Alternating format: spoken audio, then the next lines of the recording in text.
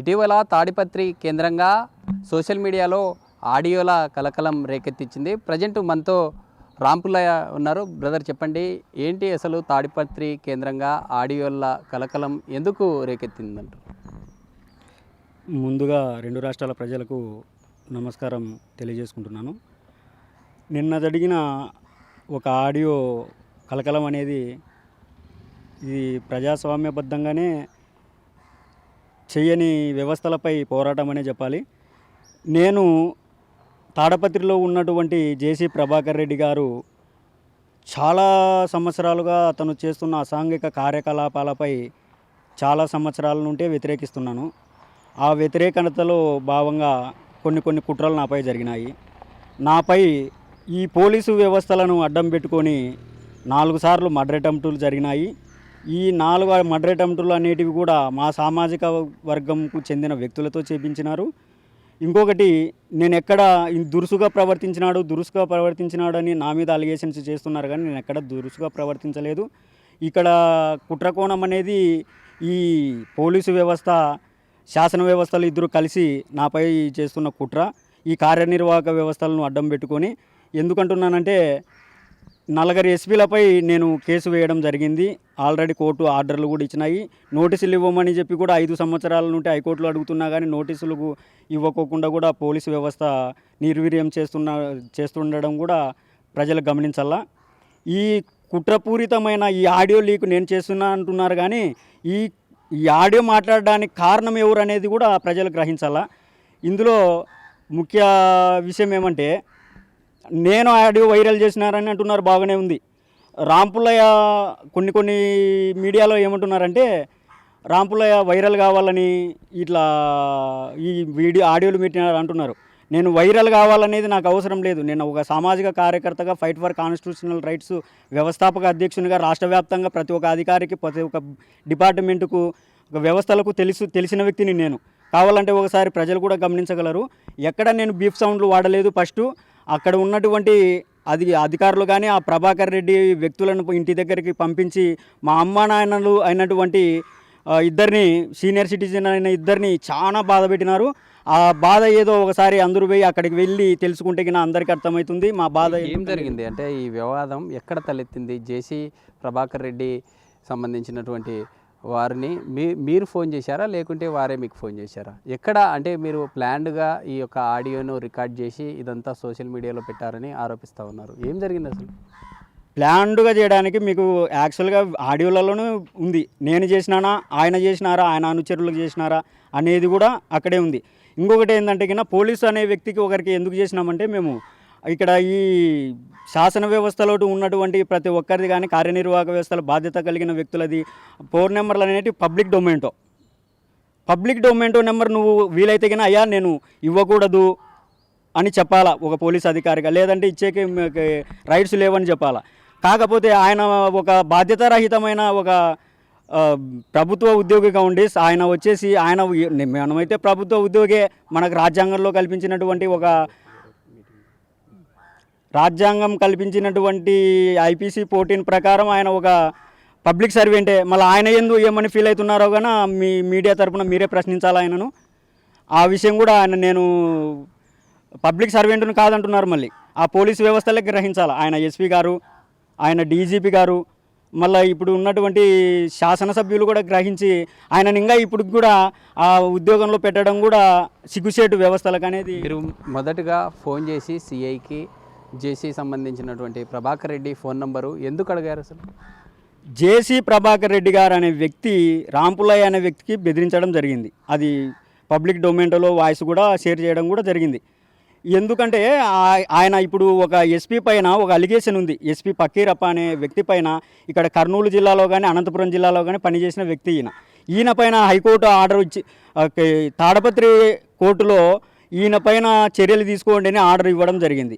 ఈ ఆర్డర్ ఇచ్చిన వాటిలో హైకోర్టుకు పోయి ఈయన క్వాస్కు వేయడం జరిగింది.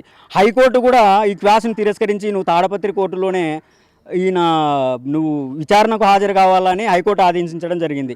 హైకోర్టు ఆదేశించిన కానీ కింది కోర్టులో, తాడపత్రి కోర్టులో మెజిస్ట్రేట్ గారు ఆయనకి విచారణకు పిలిచకపోవడం గమనార్హం. ఇదే విషయంపై జనవరి 7వ తేదీ ఆంధ్రప్రదేశ్ హైకోర్టులో ఒక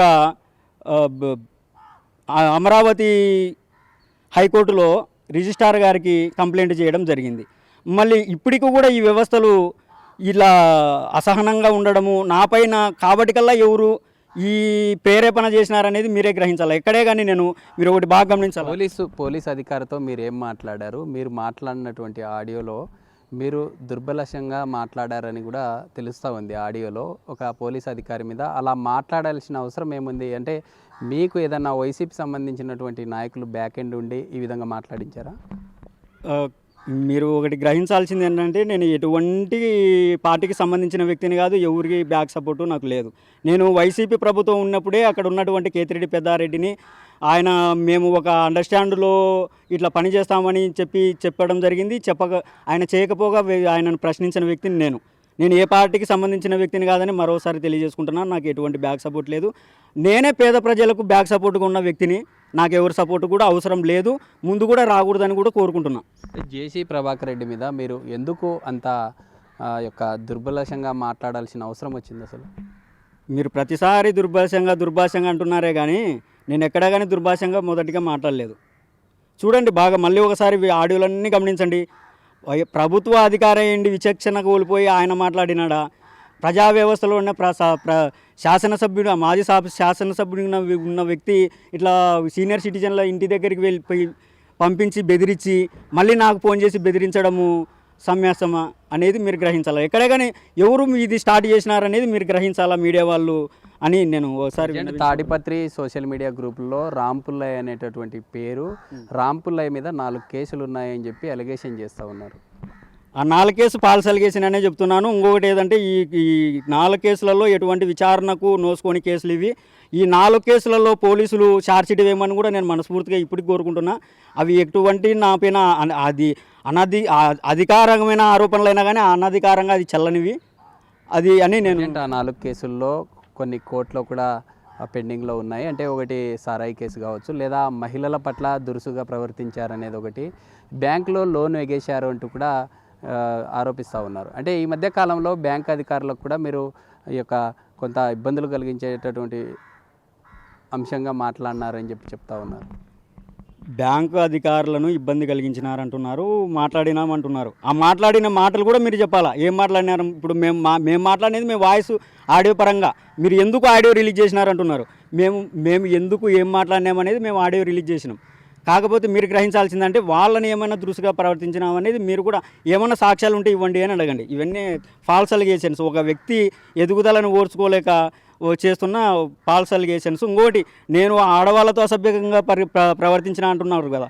ఇప్పుడు ఎన్ని సంవత్సరాలు అవుతుంది ఆ కేసు పెట్టి? విచారణ వేయండి, ఛార్జ్షీట్ వేయండి. ప్రతిసారి నన్ను రాజీ చేసుకుంటామా అని పోలీసు వాళ్ళు ఎందుకు అడగాల? ఎందుకంటే అక్కడ ఎటువంటి సాక్ష్యాలు లేవు. ఆ అమ్మాయి భర్తకు విడాకులు లేకోకుండా వేరే వాళ్ళ దగ్గరికి పోయి సంసారం చేస్తున్న అమ్మాయిని పిలుచుకొచ్చి నా మీద అలిగేషన్ చేయించినారు. ఒకసారి అక్కడ కూడా పోయి ఎవరు ఏం కథ అని ఒకసారి ఎంక్వైరీ చేస్తే నా మీద ఫాల్స్ అలిగేషన్ చేసినారా లేదంటే అది నిజమైన ఆరోపణలు అనేది మీ మీడియా ద్వారా మీరు కూడా తెలియాల్సిన బాధ్యత ఉంది. అంటే ఈ మధ్యకాలంలో మీకు పోలీసు అధికారుల నుండి ఏదైనా ఫోన్స్ రావడం కానీ, అంటే ఈ జరిగినటువంటి ఘటనకు సంబంధించి ఏదైనా మాట్లాడడం జరిగిందా? యాక్చువల్గా చెప్పాలంటే నాతో పోలీసులు ఎవరు మాట్లాడరు. ఎందుకంటే నేను పోలీసులు మాట్లాడేంత తప్పులు చేయను. పోలీసులు మాట్లాడినా కానీ నాకు ఎటువంటి ఇబ్బంది లేదు. ఆల్రెడీ ఇప్పుడే చేసినారు డిఓలు, వాళ్ళు వీళ్ళు మాకు చేస్తున్నారు. ఎంత సక్రమంగా మేము మాట్లాడతాం? మీ ముందరే వచ్చినాయి మాకు. ఐఆర్పీసీల అధికారులే ఫోన్ చేస్తున్నారు, మేము ఎట్లా మాట్లాడుతున్నాం, వాళ్ళు ఎట్లా మాట్లాడుతున్నారు అది మీరు గ్రహించారు కొద్ది క్షణాల క్రితం కూడా. అయినా కానీ వీళ్ళు ఫాల్స్ అలిగేషన్ చేస్తున్నారు అనేది మాకు ఎవిడెన్స్తో మా దగ్గర ఉన్నాయి. 4 ఎస్పీల మీద ఎఫ్ఐఆర్లు కట్టమని కోర్టులో విచారణ జరుగుతుంటే విచారణకు పిలిచని వ్యవస్థలు ఉంటే ఏమి లేకపోతే ఏమనేది మా భావన ఒక సామాజిక వ్యక్తిగా. అంటే ఎందుకు ఇదంతా బ్యాంకులో ఆ లోను కట్టాలనేటటువంటి కాల్ ఎందుకు వచ్చింది? మీరు మెయిన్గా మీరు ఆరోపించింది ఏంటి? అసలు జేసీ ప్రభాకర్ రెడ్డి అమౌంట్ లోను కడితేనే మేము కడతామని చెప్పి మీరు ఏదైనా మాట్లాడారా? ఫస్ట్ మీరు ఒక విషయం తెలుసుకోవాలండి. జేసీ ప్రభాకర్ రెడ్డికి బ్యాంకుకి ఏం సంబంధం తెలుసుకోవాలా ఫస్ట్. జేసీ ప్రభాకర్ రెడ్డి లోన్ కట్టారా, వాళ్ళు కడితే మేము కడతామనేటటువంటి యాంగిల్లో మీరు మాట్లాడారని చెప్పి ఆరోపణలు వస్తూ ఉన్నాయి. మీకు చెప్తానే ఉన్నా, నాకు లేచిన వాళ్ళ నుండి పడుకునేంత వరకు ఆరోపణలే, నిరూపణలు ఒకటైనా చేయండి అని కోరుకుంటున్నాను. 4 కేసులు ఉన్నాయంటున్నారు. 4 కేసులు ఉన్నా నేనే తాడిపత్రి క్రిమినల్ అని ఆ ప్రభాకర్ రెడ్డి పోలీసులు ఇద్దరు కలిసి కుట్రపూరితంగా వేయించినారు. 100 కేసులు ఉన్నాయని చెప్పి లేచినాలు ఉంటే ప్రభాకర్ రెడ్డి చెప్తున్నాడు. ఆయన ఏమవుతాడు? మీరే గ్రహించాలి. ఆయననే అడగాల. నేను ఆయనతో అసభ్యంగా మాట్లాడి అంటున్నారు. నేను ఎక్కడ మాట్లాడలే, ప్రేరేపించినది వాళ్ళు. ఇంకొకటి ఏంటంటే ఇదే ప్రభాకర్ రెడ్డి లేచినాల నుండి పడుకునేంత వరకు ఎట్లా ఏ పదజాలం వాడతాడు అనేది అందరికీ తెలుసు. ఆయనను ఎందుకు మీరు క్వశ్చన్ చేయకున్నారు అనేది నా పరంగా మీ మీడియాని నేను క్వశ్చన్ చేస్తున్నా.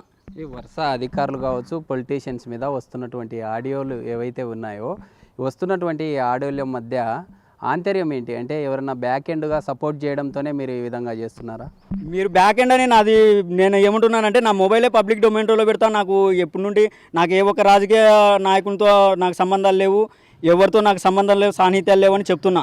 నేనేమంటున్నానంటే నేను లిఖితపూర్వకంగా రాపిస్తాను, నా మొబైల్ ట్రాకింగ్ చేసుకోండి. అట్లా ఎవరన్నా ఉన్నారనుకుంటే కన్నా ఒక సాక్షి మీడియాలోనే చెప్తున్నారు దళిత నాయకుడని, మిగతా వాళ్ళందరూ వైసీపీ నాయకుడు అంటారు. మళ్ళీ ఇదే సాక్షి మళ్ళీ నేను వైసీపీ నాయకుడిని అయితే ఎందుకు మళ్ళీ దళిత నాయకుడు అంటున్నారు?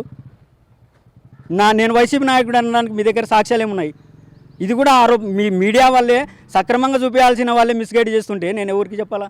మరి ఏదైనా ఫర్దర్గా మీరు ఏదైనా ఫైట్ చేసే ఛాన్స్ ఉంటుందా? అంటే మీరంతా ఫాల్స్ అంటున్నారు కదా, ఈ 4 కేసులకు సంబంధించి మీరు ఫర్దర్గా ఎలా ముందుకెళ్తారు? మరి మేము ఆల్రెడీ ముందుకు వెళ్ళినాము. అసలు మేము ఏమంటున్నామంటే ఆ 4 కేసులకు నువ్వు షార్ట్ షీట్ వేస్తే కినా ఆ షార్ట్ షీట్ వేసి ఒకరోజు నన్ను జైల్లో పెట్టినా కానీ పోలీసు వ్యవస్థ మీద నేను యాక్సెప్ట్ అంతా. నేనేమంటున్నానంటే ఆ ఫాల్స్ అలిగేషన్స్ అంటున్నా కదా, ఒక్క కేసును వాళ్ళు నిరూపించినారని షార్ట్ షీట్ వేయండి. అప్పుడు నా మీద షార్ట్ షీట్ వేసినప్పుడు నేను చేసే ఫైట్ చూడాలి కదా. ఏం చేయకుండా ఆరోపణలు లేచినాలంటే 100 కేసులు ఉన్న ప్రభాకర్ రెడ్డి ఏమవుతుంది అంటున్నాడు నా మీద. నా ఫాల్స్ అలిగేషన్లు. నేను ఎక్కడ జైలుకు పోలేదు, నన్ను ఓ రోజు పోలీసు వాళ్ళు జైల్లో కూడా పెట్టలేదు ఎక్కడే. కానీ నా మీద పెట్టిన కేసులు కూడా పోలీసులే. పోలీసులు కేసులు పెట్టి పోలీసులు షార్ట్ షీట్ వేయలేకపోతున్నారంటే వాళ్ళ అసమర్థత కింద నేను తీసుకుంటా. ఇది పోలీసుల అసమర్థత అంటాను నేను. మీరు ఇంకోటి నేను చెప్తున్న విషయం ఏమంటే ఈ మీడియా ముందుకు రావడానికి కారణము నన్ను నిన్న నుండి రాంపులా అబ్స్కాండ్ అని చూపిస్తున్నారు కొన్ని ఛానల్లో. నేను పబ్లిక్ డొమైన్ నేను ప్రతిసారి నిన్న కూడా అనంతపురం జిల్లా పీడిఎం కోర్టులో ప్రస్తుత జగదీష్ ఎస్పీ గారి పైన ఒక కేసు విచారణలో నేను అక్కడ ఉన్నాను. నేను ఎప్పటికీ నా ఫోన్ ఆన్లో ఉంటుంది. నేను చెప్తున్నా ప్రతి ఒక్కరికి, నేను ఎప్పుడే కానీ నేను మిస్ అయ్యే వ్యక్తిని కాదు, మిస్ కూడా కాను. ఒకవేళ పోలీసులు ఏదైనా అసాంఘిక కార్యకలాపాలు నేను చేసినానంటే ఆ చట్టపరంగా చర్యలు తీసుకునే నేను అంగీకరిస్తాను. చట్టపరమైన చర్యలు కాకుండా ఆరోపణల పరంగా నన్ను అరెస్ట్ చేయాలనుకుంటే నేను చట్టపరమైన పోరాటం చేయడానికి ఎంతకైనా సిద్ధమే. ఎందుకంటే ఇదంతా పొలిటికల్స్ కావచ్చు లేదా అధికారుల మీద ఈ విధంగా చేసి సోషల్ మీడియాలో పెట్టడం ద్వారా సోషల్ మీడియాలో ఫేమ్ కావడం కోసమే ఇదంతా చేస్తున్నారని చెప్పి ఆరోపణలు కూడా వస్తూ ఉన్నాయి. మరి మీకు మళ్ళీ ఒకసారి చెప్తున్నా, రాంపులయ్య అనే వ్యక్తికి ఫేమస్ కావడానికి అవసరం లేదు. ఆల్రెడీ నేను రాష్ట్ర వ్యాప్తంగా మీ మీడియా పరంగా కాకపోయినా అఫీషియల్గా నేను అందరి అధికారులకు తెలుసు. నేను రాంపులయ్య అనే వ్యక్తిని పోలీస్ డిపార్ట్మెంట్ 40 మీద ఎస్పీల మీద ఎఫ్ఐఆర్ కట్టమని ఇచ్చిన వ్యక్తికి అక్కడ ఉన్న ఒక సిఐ గారికి రాంపులయ్య తెలియదు అన్నట్టు మాట్లాడుతున్నారు. మీరు గ్రహించాలా? రెచ్చగొట్టే ధోరణి ఎవరు చేసినారనేది మీకు తెలియాలా? 40 ఎస్పీల మీద కేసు పెట్టించిన వ్యక్తి గురించి ఒక సిఐ గారికి తెలియదా?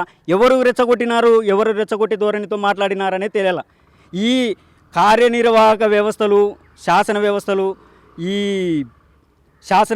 కార్యనిర్వాహక వ్యవస్థలు, న్యాయ వ్యవస్థలు, ఇది ముగ్గురు ఒకటే ప్రజా వ్యవస్థలను తొక్కుతున్నారు. కాబట్టి ప్రజల కోసం నిత్యం నేను పోరాడతానని చెప్పి మరొకసారి తెలియజేసుకుంటున్నా. రాంపులయ్య పోరాటం జేసీ ప్రభాకర్ రెడ్డితోనా లేకుంటే ఉన్నటువంటి ఈ వ్యవస్థల మీద? వ్యవస్థలపై నా పోరాటం అనేది జేసీ ప్రభాకర్ రెడ్డి అనేది చిన్న అంశం. నా వ్యవస్థలపై నేను పోరాటం చేస్తున్నా. జేసీ ప్రభాకర్ రెడ్డి ఇందులో నాకు తెలిసి ఒక చీమంత మనిషి కూడా కాదు. నేను చేసే యుద్ధంలో వ్యవస్థలపై నా పోరాటం, వ్యక్తులపై కాదు. మరోసారి మీకు తెలియజేసుకుంటున్నా, నాకు ఎటువంటి పార్టీలు అండలేదు, నాకు ఎవరు అండ కూడా అవసరం లేదు. ఇది మొత్తంగా రాంపులయ్య చెప్తుందంతా ఒకటే. తాడిపత్రిలో గతంలో జరిగినటువంటి ఈ ఫాల్ సంబంధించినటువంటి ఈ 4 కేసులు అలిగేషన్ ఏదైతే ఉందో అదంతా కూడా ఫాల్స్ అని చెప్తూ ఉన్నారు. అయితే గతంలో జరిగినటువంటి జేసీ ప్రభాకర్ రెడ్డి వారు తమ తల్లిదండ్రులను ఇబ్బందులకు గురి చేశారు, మానసికంగా కొంత ఇబ్బందులకు గురి చేశారు అంటూ కూడా తెలుపుతున్నటువంటి పరిస్థితి. అయితే రానున్న రోజుల్లో కూడా ఖచ్చితంగా ప్రభుత్వ వ్యవస్థల మీద పోరాటం చేస్తామంటూ తెలుపుతున్నటువంటి పరిస్థితి. వీడియో జర్నలిస్ట్ రాజుతో శ్రీరామ్, బిగ్ టీవీ, కర్నూలు నుంచి.